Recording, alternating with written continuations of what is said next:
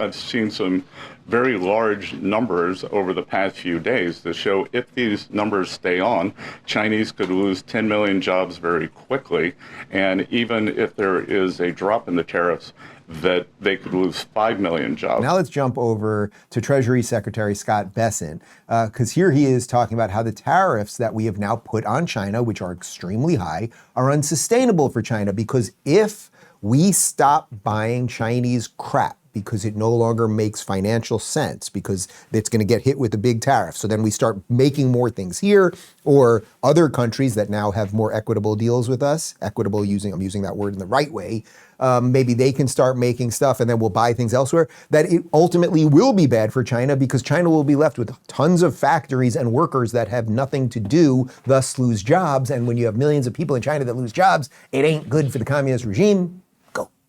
Is the administration talking to Beijing specifically about tariffs or not? Well, we're not going to talk about who's talking to whom, but I think that, over time we will see that the Chinese tariffs are unsustainable for China. I've seen some very large numbers over the past few days that show if these numbers stay on, Chinese could lose 10 million jobs very quickly. And even if there is a drop in the tariffs, that they could lose 5 million jobs. So remember that we are the deficit country.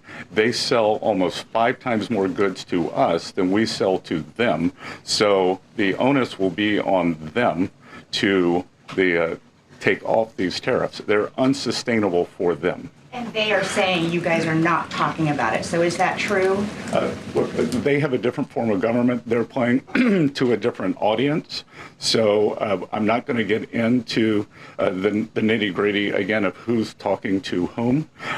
But as I said, I believe for the Chinese, these tariffs are unsustainable. And very quickly, 2 days ago, you said you didn't know if President Trump had spoken to Xi Jinping. Do you know now? Again, I would say Caroline and I have a lot of jobs around the White House. Running the switchboard isn't one of them. You know how during the Biden administration, everyone that they put up there, that clown car people from Mayorkas to Yellen to all these people to Anthony Blinken and everybody else, that it seemed like they were just all bull.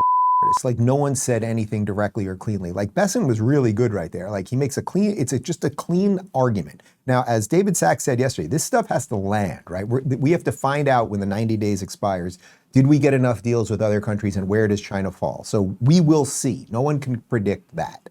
We will see where it all lands.